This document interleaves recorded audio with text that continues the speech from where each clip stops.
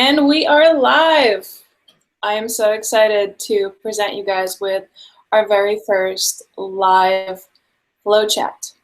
We have a very special guest today, Miss Heather Renee Nance. Now we're going to be talking about a slightly somber issue, but it's a very important one that we need to cover. And I really wish that more performers would come out of the woodwork and talk about when things don't necessarily go right. Okay, so what we do has a lot of inherent dangers associated with it. Things can go wrong, people can make mistakes, slips happen, breaks happen, equipment breaks, all sorts of things can go awry. And Heather has actually experienced that firsthand. We actually had her on the program not too long ago, just a few months ago, I believe, with her troupe, The Agents of Lust. And I did not expect her to have her back so soon, but sometimes life throws us curveballs, and she has happened to have had a very interesting, though not such a great experience. And she was very adamant about coming on today and speaking to you guys about it in hopes that you can learn something and avoid having something like this happen to you. So Heather, I actually, I'm going to be experiencing with this with the audience because I don't know very much about what happened. Okay. I did see the photos and they're quite shocking. So if you guys are not okay with that, I'm going to give you a little warning before I show them on the screen. We are going to be showing some injury photos, some burn photos. So just be aware of that. And I think, you know, before we jump into the story, I just want to ask you, you know, maybe this is kind of backwards, but I do want to ask you, just so we know where you're coming from, on the path to recovery, where do you think you are right now? Physically, mentally, emotionally? I have moments. I go back and forth. Right after when I came, home, it was hard. The physical changes were difficult. It was so sudden, and things that I felt that I couldn't do anymore, or that I wouldn't be accepted to do anymore, as in some of the modeling and some stuff. It kind of, I went back and forth with a little bit of depression and stuff, but I didn't stay in that very long. I kind of like kicked myself in the ass and worked with what I still have, and what I felt like it wasn't helping anything to just sit there and be pity party Heather. So Yeah, I mean, that's a great. I don't know. It's kind of like, back and forth. I feel I've come very far. I haven't done any fires since yet. I just don't feel that I'm fully physically healed, so I don't want to injure, possibly because I'm going too fast. I can certainly respect that. I think we can all respect that. And when did this happen? May 19th. Okay. Wow. Okay, are you ready to tell us a little bit about the story, or the whole story rather? Whatever you remember from it, I'm sure that it's, it's all kind of. Well, I remember all of it up till the hospital ride from the first hospital to the second hospital. Then I don't remember anything. Okay, so but yeah, I do. It was a photo shoot that I was supposed to be at the one the next day in Tucson, and it was at a junkyard, and I have some weapons and stuff that the photographers thought would be a good addition. So they asked me if I wanted to come down and partake in the photo shoot, and in exchange for, letting them borrow some of the weapons. So I got a call at like 9 a.m. I wasn't even supposed to be there that day. So I drove down to the junkyard. It's about a 2.5-hour drive for me. I got there late. I mean, kind of late in the day, and it was starting to almost get kind of dusk, and it was a little bit of wind towards right when I started bringing everything out. I wasn't planning on doing fire. It was a last minute decision, so it was just me. I didn't have a fire safety with me, but I thought that, you get a little, cocky and confident, and you're like, I've done this a million times. I'm just going to do 1 or 2 blows, and then that's it for the pictures. And that's, you know, easy. I do this all the time. I have my towel right there. I know where it's at. If anything happens, I can just, you know, put it out. And there's just a lot you don't take into consideration if something were to happen. Like if your face is on fire, you can't see, stuff like that. But I let myself be a little bit rushed. I'm not saying that they rushed me, but we were losing light. You know, everyone wanted to kind of go, and so I kind of wanted to accommodate everybody. Not that I was asked, but I felt like I don't want them waiting on me. So, you know, I kind of was rushing. I didn't do a lot of the precautions that I normally always do, and always make sure other people do, you know. So I broke all my own rules, and so I was standing on top of and I had my hair down. It was like a Mad Max-ish type shoot. So it's like I had hair probably down to the middle of my back, and it was kind of down in pigtails, and I had tied some like leather and, you know, stuff to it for the road warrior type look thing. And I had some black makeup across my eyes, which was Ben Nye water-based makeup. And I had on some black lipstick, and I'm not quite sure, just wasn't a special kind, and I was wearing a cotton shirt that was kind of torn up. And I was standing on top of a car, and an old junked up car, and I can see the photographer sent me the pictures. You know, I did do one blow, and I usually have, with my mouth full of fuel, I could probably get a good 3.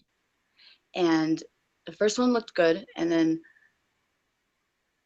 I did the second one, and I noticed that there's some, I don't know if the wind, I don't think the wind shifted a little bit, but there's a little bit of flame that stayed on my face from the fuel that I aspirated, that came back and landed, you know, because it kind of get a little coating all over your face and throat and everything.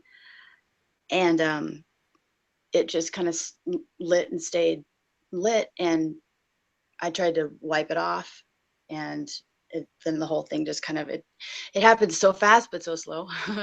I knew what was happening, and I was like thinking in my head, no, this is not, you know, I'm not gonna let this happen. And it's all just kind of, and then finally when I couldn't do anything anymore, it was kind of like everything was in fire. Then I'm like, okay, I kind of need help, you know, because I dropped to my knees, and I dropped down to the ground looking for my towel, but I couldn't see anything because I could see it was fire. And then I didn't know where to put the torches. You know, it's like, that's usually a fire safety, you would take the torches or put your face out, or, you know, but I still had a half a mouth of fuel left when that happened. So I spit it out, and it landed on my shoulder, and it was igniting probably from my face being on fire, or I don't know how it did, because it's the way that fuel works. It needs to be kind of mixed with the air, but it kind of stayed there, and I didn't even know that it was on fire, because it just kind of like burns a light blue flame, and it's burning something like clothing, and it was just my skin. Was I it didn't know. was it harder to know exactly what was on fire and how much fire that was because it wasn't quite dark yet? I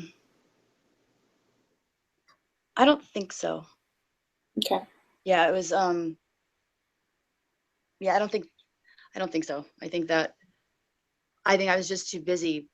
Normally, you know, fire safety would put out something, things that you can't see. You know, that's what they're there for.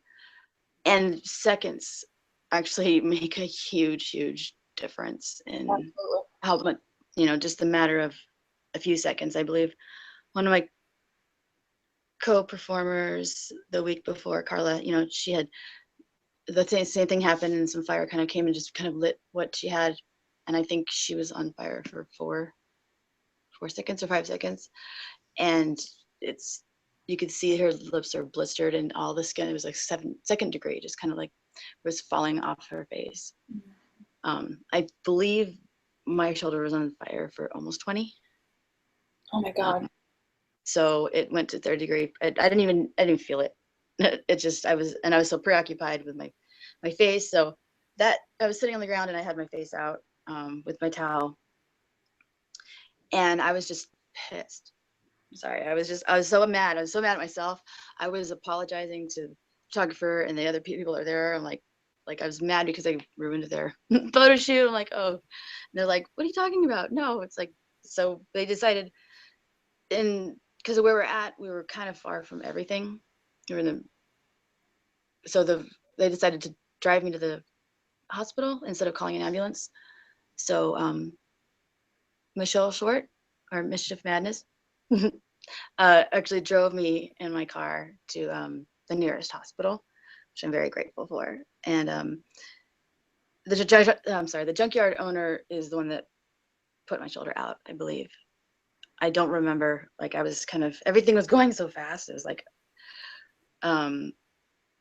so adrenaline and everything. It's like I didn't really realize, you know, I had some contacts in, and I did remember to take those out. Good thing. They were just colored contacts. They weren't prescription. But when I sat down and on the way to the hospital, I had a kind of a towel, you know, on my face. And that's when it just all started throbbing. And I could feel my lips swelling up.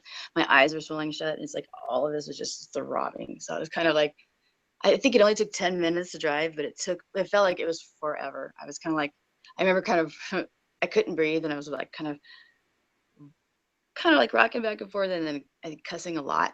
Like I think I was a sailor and a trucker that night. But I stayed conscious till we got to the hospital, and then I don't remember anything. Like, I remember waking up. I think I was intubated for a week and a half. Oh my God. And I guess I was pretty violent. I didn't want the tubes in my throat, and so I was like flipping off the nurses, and they had to tie me down.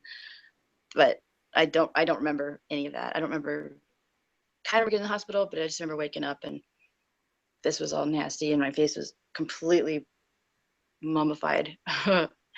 And I was in the hospital for almost a month for those couple seconds of it just happened so fast. I had half-inch metal gauges. I had a 2 gauge and the half-inch gauge, and they were metal. That had gotten hot and burned, and it split the earlobe. The rings didn't fall out. They took them out at the hospital, I remember, but it burned and split my ear, and so it fused itself back together. But and my ear was pretty bad burned. I'm surprised it actually looks normal, because it was like black, and it was gross. It was really gross. But my lips and my eyelids got it the worst on my face. My face did get burned. I have pictures of, it looked like I just got done with a chemical peel, like really, really good chemical peel. And that has since, I took care of that, and I just put the stuff on all the time that they, told me to, and kind of did everything they said. And I didn't wait for them to come back. If the stuff was by my bed, I'm just like slathering it on. So I think that helped. But this is all the hair I have left. Like, it was down the middle of my back, and now it's like, so I hawked it in the hospital because it was coming out in handfuls on the way to the hospital. So it's either look like I have mange or sport a new do. So I guess I'm gonna go short for a little bit. Wow, it looks good on you. It's not even a full hawk. It's like it stops there, and all that was burned. But at least it happened in the summertime. It's nice and cold. Yeah. Gotta look on the bright side. Yeah. Do you mind if I go ahead and show some of those photos? No. All right, guys. So this is your warning. If you don't want to see this, look away now. And by the way, the question and answer section is open. So if you're watching this, I know on the Google Plus page, on the event page, you can actually comment. And I believe on the YouTube you can as well, but I'm not 100% sure on that. So feel free to leave comments as we're doing the interview. Okay. All right. Not all of those are from that burn. Probably just that row of the, Right. yeah. Okay. Oh my gosh. Well, that's But definitely very disturbing. that's when they first did that, and I guess that was too much air that was, on that able to get to my face, so they wrapped me up a little bit more. Okay. Don't Yeah. I think I have a picture of that in there. Were I'm not sure. you able to breathe, or did you No, I was feel some of the they had flash? tubes. Yeah, they had tubes. It was, Oh my gosh. I guess, intubated, I guess, is when is all the tubes and everything is breathing for me. Mm-hmm. I guess when you're intubated, I guess it's a induced coma. Oh, okay. So I was intubated for a week and a half.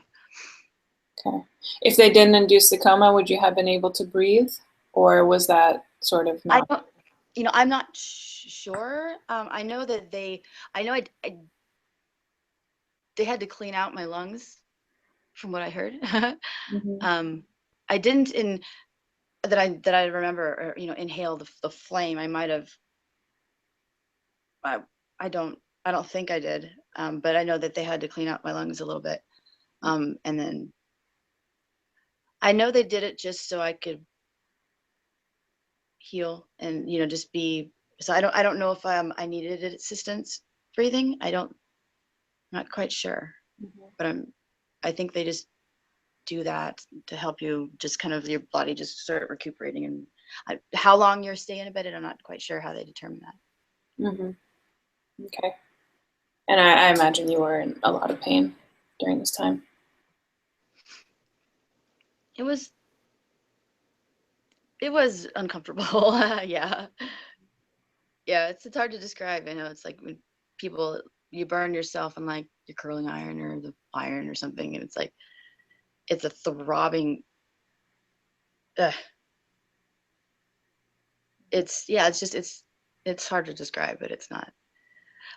Even if you're used to burns, fire performers are used to burns, but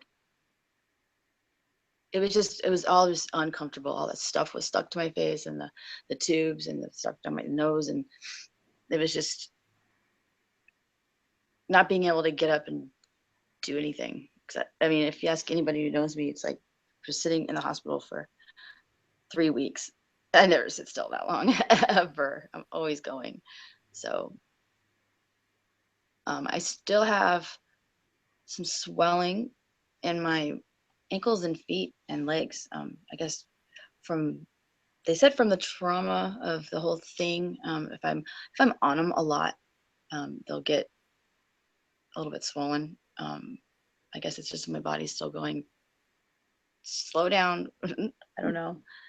But as far as effects from injuries, um, I do burn very, very, very easily. I guess I have a whole few extra layers of skin taken off. So it's very, this feels the sun right away. Like it all just, so I have to keep that covered. And I'm still going to like physical therapy for that because and that was like I told you, I had to have the skin graft. This isn't a burn. It burned so deep. It was just white and porous, and it was completely dead. So I had to spend a week with a cadaver skin on there first to get my skin ready for this graft. So they actually took skin from my left kind of high butt cheek, and it's like two huge, like big old chunks, and they kind of just almost like took them off with a cheese slicer and put it there. And that also my neck had to be grafted. So kind of just this whole side of when I spit the fuel out. Because I know the worst thing you can do is inhale, or especially, you don't want to swallow that fuel because it's toxic. But I don't know why I went to the side, but I guess because I saw, fires in front of me, I just kind of like, not that that would have made a difference. But yeah, so I just kind of did this to myself. I would have just spit it out forward. It probably would have been better. Well, you're not really thinking. No, I mean, yeah. I mean, I was pretty calm for like I what. need to get this fire off of my face when you got fire on your face. I thought I see the photographer actually sent me the photos. He got a frame by frame of all the way up until it happened, and after. I had to talk him into sending me the photos. He wouldn't send me the last one. He deleted it. But I wanted to see what I did different, what I, besides obviously not having a safety person. And for one, in one photo, you can see the front of the car, and I guess my safety towel wasn't as close to me as I thought it was, we said seconds matter. So if I had a safety there, they would have been right on it, right there. And we do for pictures and stuff, sometimes we just do things a little bit different. I know I'm not gonna speak for everybody, but like sometimes you have your hair down because it looks cuter when you normally wouldn't, because it's not safer. Well, normally we have a torch, and I just have a towel to wipe off the fuel after we because it all kind of was, do the blow, and it comes down, and so wipe it off each time. And I saw the pictures, and I have a torch in each hand. I don't know why. I thought it would look cooler. I mean, the first picture looks pretty cool, but so I had two torches, and I didn't leave myself in hand if it's for anything, if something were to happen. So when I did the second one, you can see there's a little bit of fire that stayed on my lips, and then it kind of started, lighting my face, and all I could do was, you can see the picture, I went like this, and that torch was right close to my face, and the wind kind of blew it over and just went.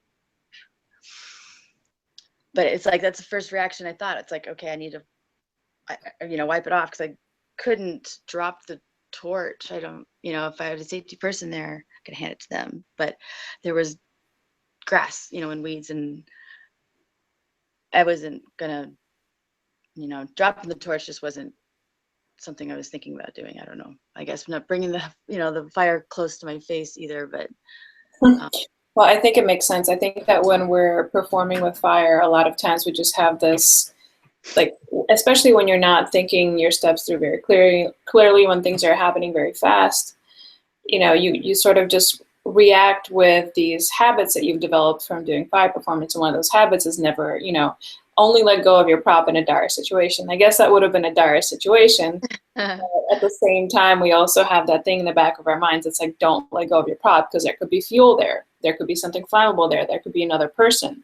So it's really tough to really wrap your mind around it. And I think one of the most important things that we haven't talked about yet is just practicing the worst case scenario.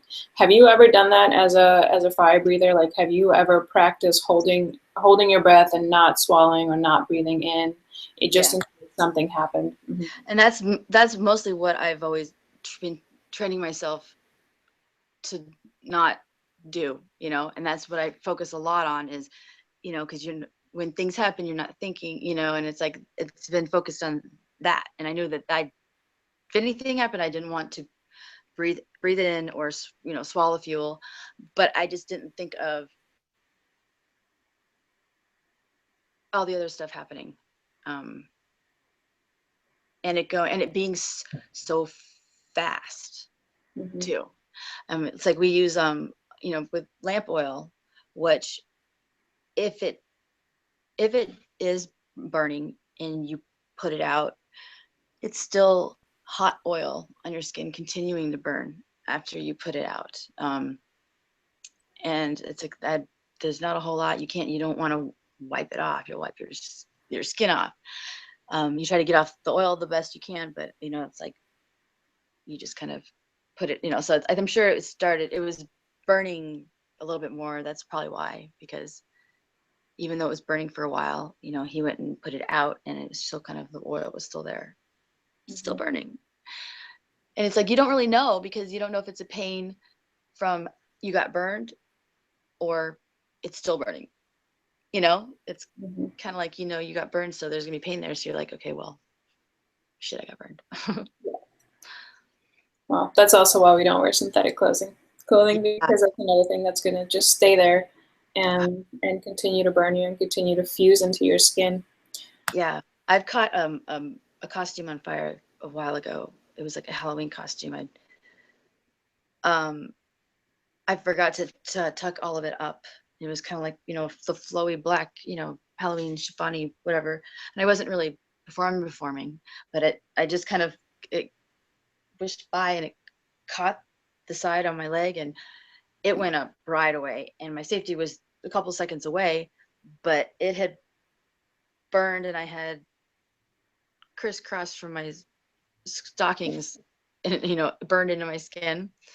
And I had a pretty good blister. And but that material turned to plastic when it melted, like hard plastic when it cooled off. And it's like, I can't even imagine that being melted into your skin. It's like that material is just, and it goes so fast, so fast. It's just so crazy how fast. Yeah, that is not pleasant. No, it puts a lot of stuff in perspective. And it's like, once you got to respect the fire, or you know, you get too cocky or too confident, and that's when stuff is going to happen and it puts you back in check. You know, and it's like when you think you don't need help, which is my problem a lot of times. I think I can just do stuff, you know, I don't need help. So not always with the fire. I always usually have a safety, but just kind of always think, you know, I can do it. But you, yeah, you can't. And it's like when it happens, it's if like, I can't imagine if we were out performing and you just decided to breathe, you know, blow fire, just a couple, and you don't have any towel or anything, you know, it's like, I mean, that would be super scary. It's like if you don't have anything to put someone out with, I mean, I'm sure you do the best you can to try to smother it or, you know, and not catch other stuff on fire. But it's just thinking about, you know, now you're thinking about all the times and I'm like, you know, wow, that was really dangerous when I did that. That could have happened. It could have been bad, you know? And it's like, I got lucky a lot of times wearing stuff or doing stuff and not having maybe a safety close enough also. That's a big thing, is how, like I said, a couple, like seconds matter. They've got to be paying attention. They have to know what to do. You know, it's like, you don't want them to grab a towel that they just put out another prop with that has fuel on it. And if they need to put you out, you know, it could be bad. Yeah, exactly. I think, you know, luckily I haven't seen too many fire injuries in our community, but the ones I have seen have mostly been from very experienced performers. And a lot of times it's that epidemic responsible for it, where you get so comfortable with a fire, and it's almost like, you know, we get to feeling like the fire owes us something. You know what I mean? And you had said that you know, you get lucky. That's really all it is. If you're doing something unsafely and you're not getting hurt, that's not because you're so great. I mean, I'm sure partially it is because of fast reactions and things like that, but a lot of it is you just getting lucky. And a lot of people don't want to look at it that way. They want to feel like they're in control. When, you know, even if you hadn't made the mistakes that you made, you could have a fellow performer that makes a mistake that leads to you getting injured. Or like I said before, the floor could be slippery. You know, so many unforeseen examples, especially for fire performers that are performing not in their own turf. They're performing for other employees that set the stage for them, literally. So there's really a lot of things that you have to remember, and you have to regain as much control as you can by placing a safety, by having a towel, by having a safety towel, by doing all the procedures that you know you're supposed to follow. As good as you are, it will save you in the end. Yeah. Like if you're doing something, I say maybe indoors, if you have a couple people blowing fire, you're going to have fuel, you know, it happens. It's like it's unaspirated, or it's aspirated, but it's not burned, and then it'll come down, it'll land on you, it'll land on the floor will get slippery. If you're doing it a lot, the floor will get coated with the oil, and I was just thinking, what if someone drops a torch? What if something happens?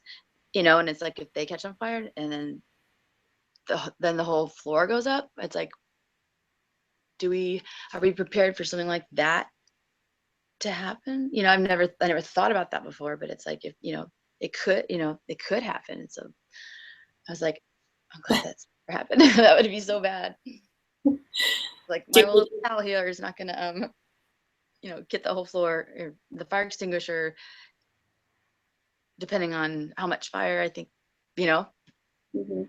So it's just stuff that I've thought about that, we've done, or I've done. It's like, wow, it could have gone bad. And if it did, I didn't have things I needed to put it out safely, or to, and so it's like, but I don't want to let it scare me into not doing it anymore. I mean, I'm not fearful of fire. I'm not jumpy. I'm not, it's kind of like, I looked at it like, okay, what did I do wrong? I know not to do that again, and then also some other precautions that I noticed from this happening that I will definitely take with in the future. And I won't let it beat me, if I go, and if I just go, okay, I'm done with that, that was my sign. I just think that it would beat me. So I kind of have something to prove to the fire now. Are there any precautions that you haven't mentioned yet? I know a lot of people were saying that they, because they had assumed that my makeup that I was using was oil-based instead of water-based, which it wasn't. It was water-based, because I always get the, the Ben Nye or Carlin, but it's always the water-based. But before, I was kind of like by chance. I always picked out my makeup kind of more for aesthetics, and I don't like the way the oil-based ones kind of would melt together. So it was kind of like, I liked the water-based ones, but those are the ones you definitely like. If you have an oil-based makeup, it's more likely to go up and, fuel that other fuel that's on there and stuff. And it's just, especially hairspray in your hair as well. I usually would always wear a wig, synthetic. So if something were to happen, and it wouldn't catch like your hair, I mean, it'd melt and get, plasticky and, stuck together, but it'd be a lot better than how fast your hair goes when it gets on fire. But makeup, I never really looked at before and thought about. I never thought about my earrings. It's like I had actually burned the whole inside where the whole metal had gotten hot and burned my ear. And I guess I don't like.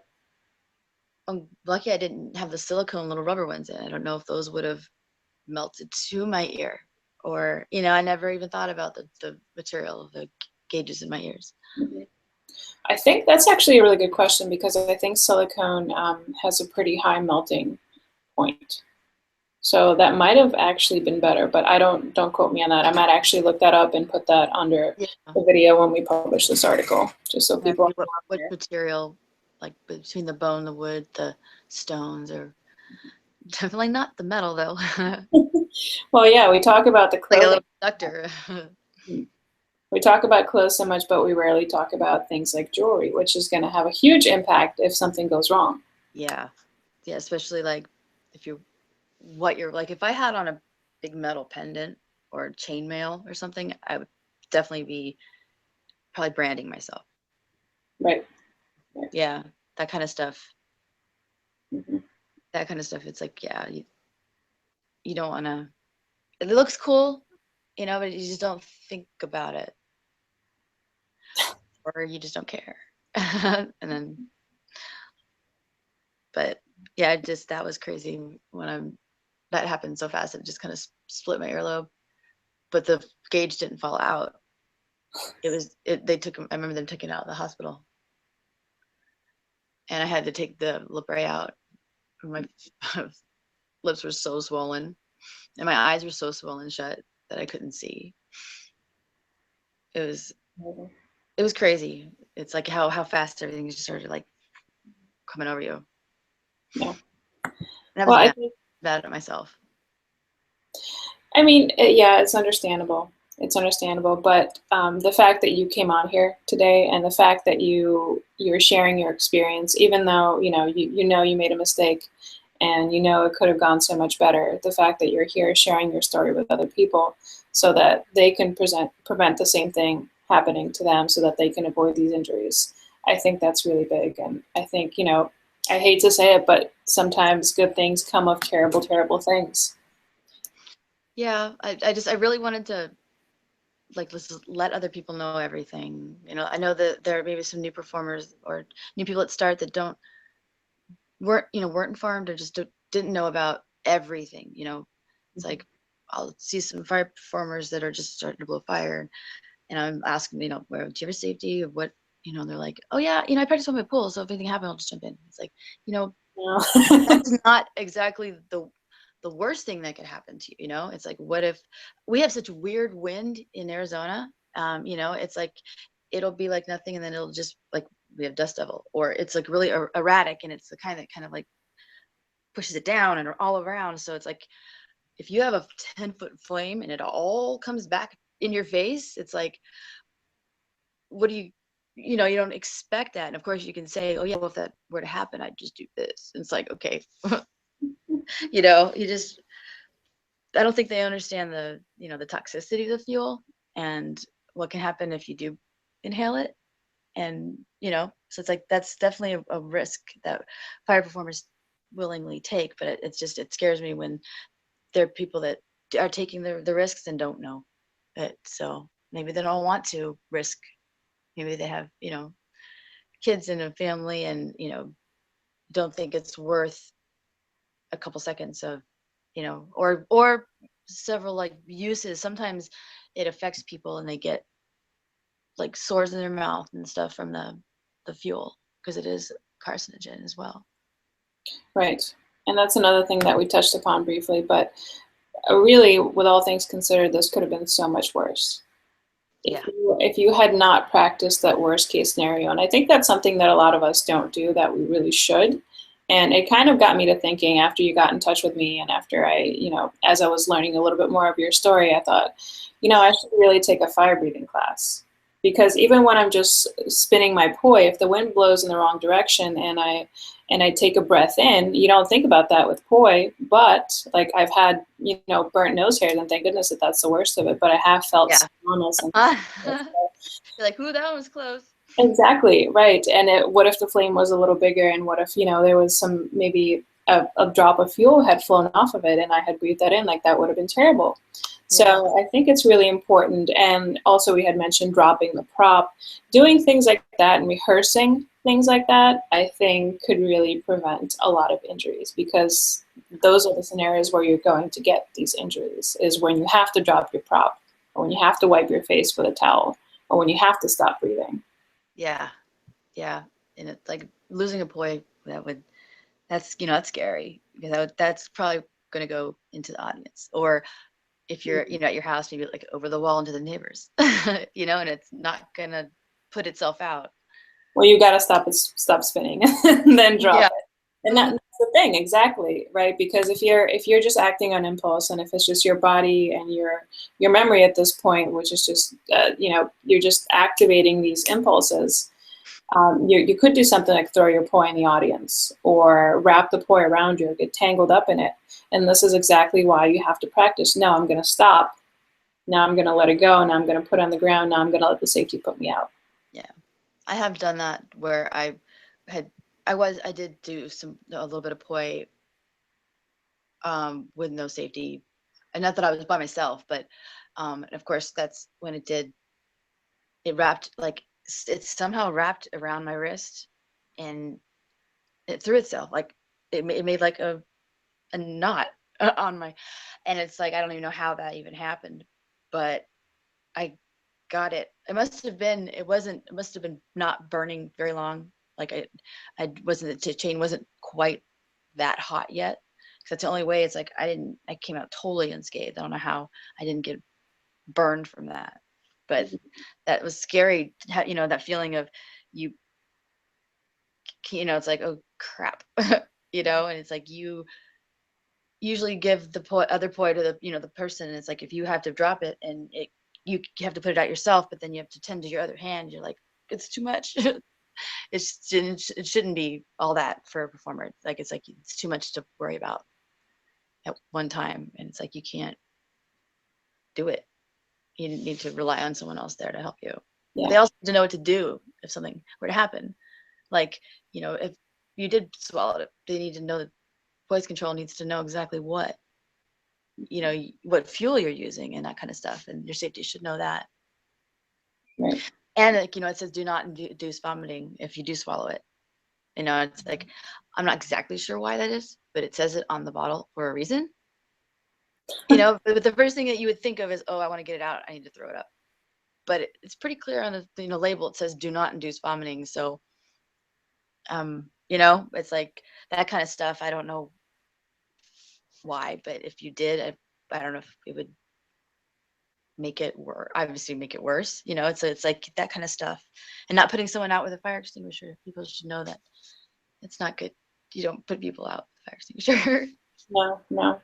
And you said people should know that, and they absolutely should, but there are performers that aren't going to festivals, that aren't being briefed by more seasoned performers, and that's the really scary thing, because they wouldn't know that. When I was first starting out, I didn't know that. Yeah. Luckily, I didn't have a fire extinguisher and a burning person in front of me. I never, so I never had to find that out the hard way. I learned that by going to festivals and going to safety meetings and briefings.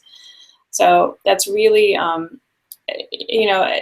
think exposing people to information like that you're not supposed to, throw water at somebody or throw water at burning fuel.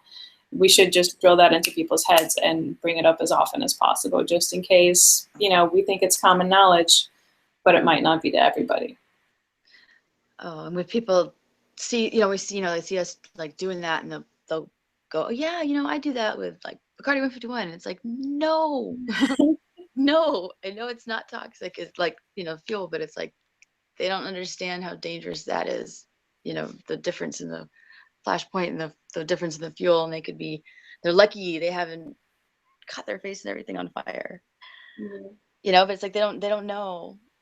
And it's just, it's hard to tell people things. It's kind of like seeing people working out at the gym and that's doing something wrong. And it's like, you don't go and correct them, because they're like, who are you? Who are you to tell me what to do? I hate seeing people possibly doing something that could. It's tough to say something, but I think as more knowledgeable people, well, I don't necessarily consider myself more knowledgeable than most people, but maybe more knowledgeable in certain aspects of fire safety. I think it is your responsibility to go up and say something, because a person can bring themselves to serious injury. And I think that's a big part of why you're here and why this was so important to you.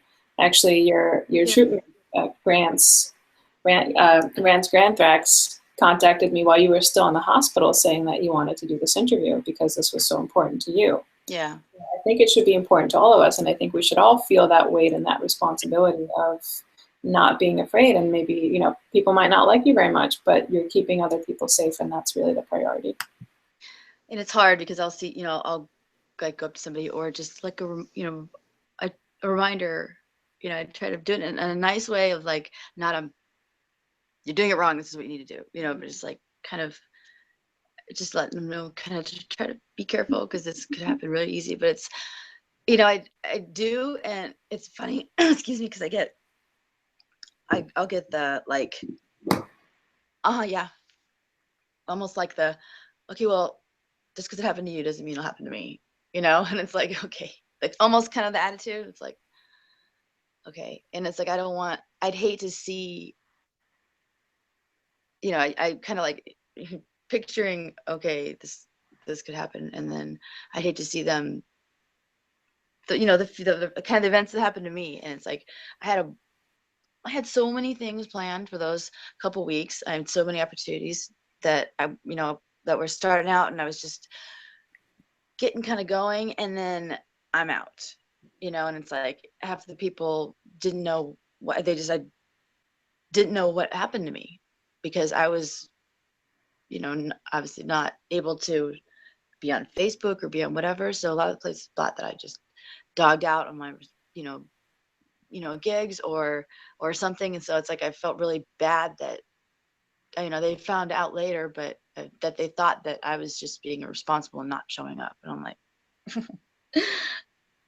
It's funny that it's really hard to think about all the consequences. I think we had touched briefly on this earlier, that people accept that responsibility. They understand that this is an inherent danger. They understand that they can get burnt, and they'll accept the responsibility. And sometimes they'll even accept the potential responsibility of not being very safe, or as safe as it can be. Like something as simple as just getting a safety. And even if there's no experienced safety there, maybe there's somebody that you can sort of show them what's supposed to be done and give them a very thorough walkthrough of what needs to happen if something goes wrong. In these kinds of instances, I I mean, it's so easy to prevent these sort of things. So, yeah. Also, there's one more thing that's like, I never, ever, ever even occurred to me or crossed my mind. And the photographer, I guess he was having a pretty hard time with what happened. And it's like, I never thought about the psychological or effects of somebody seeing that happening to somebody else. I just, I never thought about it affecting other people like that. Mm-hmm. And it's like, that's another thing. If you have that responsibility of, if you're a performer and say you're doing something for family oriented, and it's like, if something happened to you, it's like, okay, that little 4-year-old is scarred for life for seeing you light your, entire body on fire and be burned, and, or however it goes down. But it's like, it could be bad. And it's like, I just never thought about it affecting other people's, and then feeling like because they don't know what to do. That's not their responsibility. They're not, especially the photographers, it's never their responsibility to be of safety. They're focusing on something else. They're not able to, phone be close enough, everything. And my photographer is like, he said he was even a volunteer firefighter for a couple years. And it's like, it happened in, when you realize what was happening, it's like you just freeze. It's like you just don't know. I mean, he still came, like, it was a reaction, like, oh, is this really, like, is this really happening? And he, everyone, the junkyard was on his way over just to kind of see how things were going, and then he saw it happen, and then the photographer, got me my towel and everything. So, but it was like, people in the crowd even don't know what to do, and it's not their responsibility to jump in and do anything. But it's just like, it's almost like you don't know. They think this isn't part of the show, is it? But they're not going to. I don't know. It's like, I don't know if they wouldn't know probably what to do. They wouldn't go, "Where's your safety towel?" or anything. Like, I wouldn't expect them to have to do that, but I just never ever thought about how it affect other people. Yeah, it's Seeing burning. it's an amazing ripple effect that happened from one decision. And I know that you might have done a couple of things that weren't in alignment with the perfect safety standards, but truth be told, you could have done one thing. It could have been the one thing that would have affected the people around you, affected the people that you had made plans with.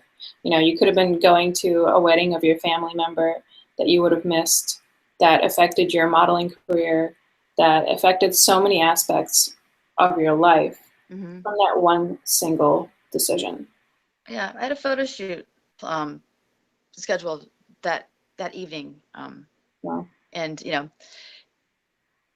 so it's like, he's a friend of mine, and he knew who I was, with at the photo shoot, because he said, he knows it's not like me to just not call and not show.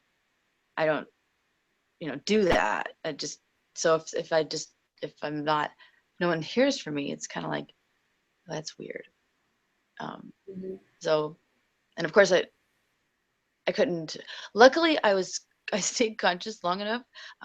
When Michelle handed me my phone, she's like, take your passcode off, or what's your passcode? Because it's like, I need to call your mom or someone. But I mean, if I had gone unconscious, and none of them have any of, my mom's not on Facebook, but nobody's, it's like nobody has any contact information, and my phone was locked. And, Mhm. so it's like, I don't know how I'm sure they would have figured out who to, you know, talk to, and they were driven over or whatever, but it could have been like,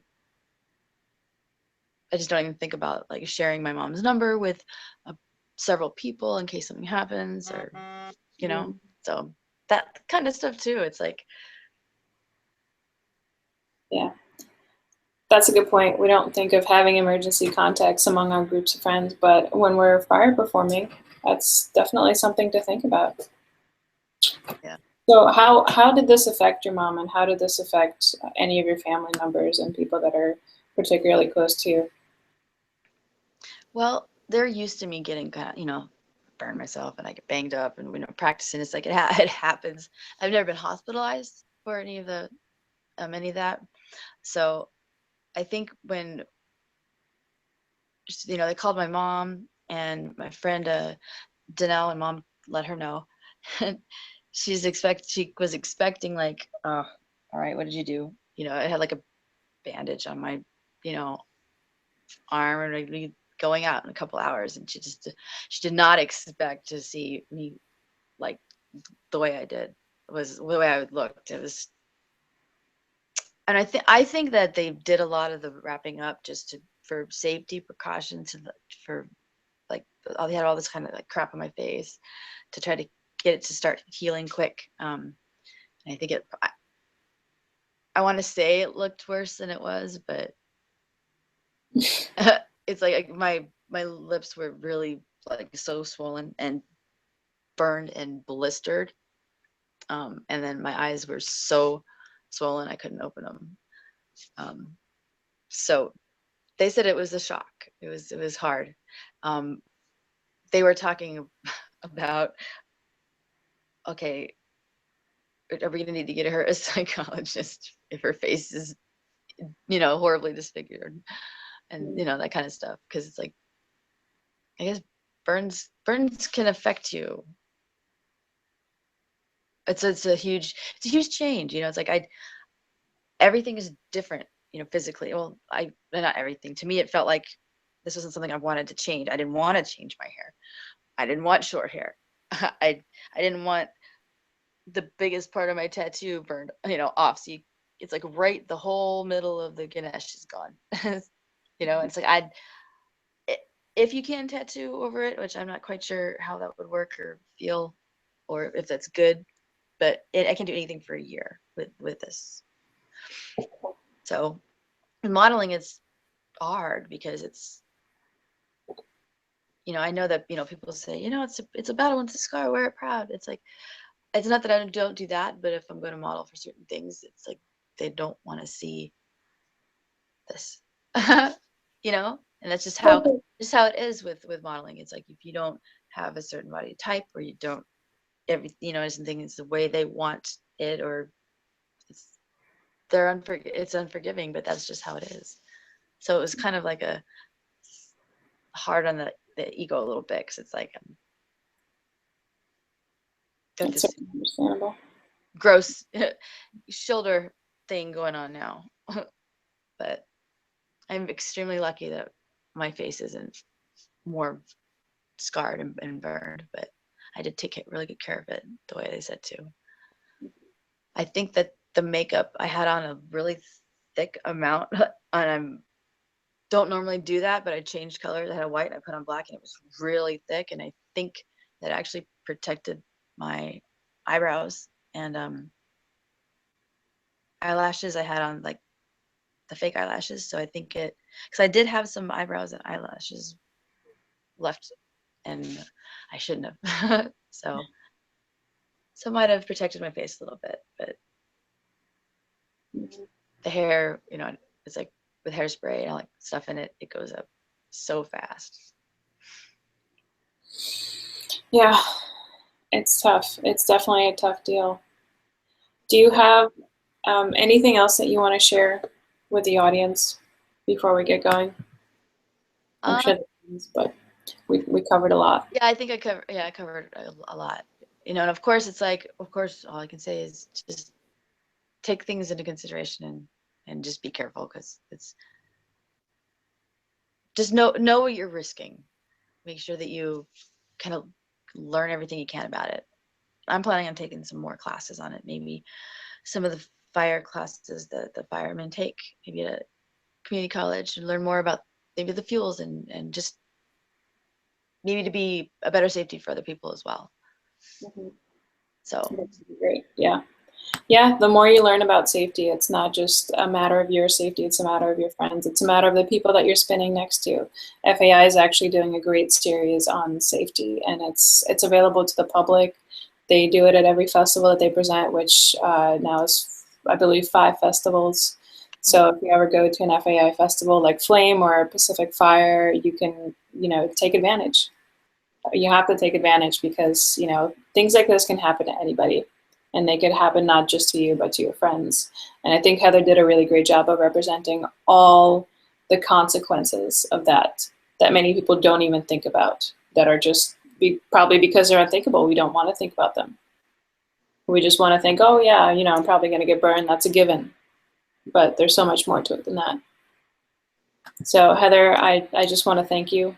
It takes a lot of balls to come on, and I'm sure to some extent you're kind of reliving it every time you tell the story, and that really takes a lot. I'm sure it takes a toll on you, and I appreciate so much you coming on here and giving us your cautionary tale to help others and to protect others.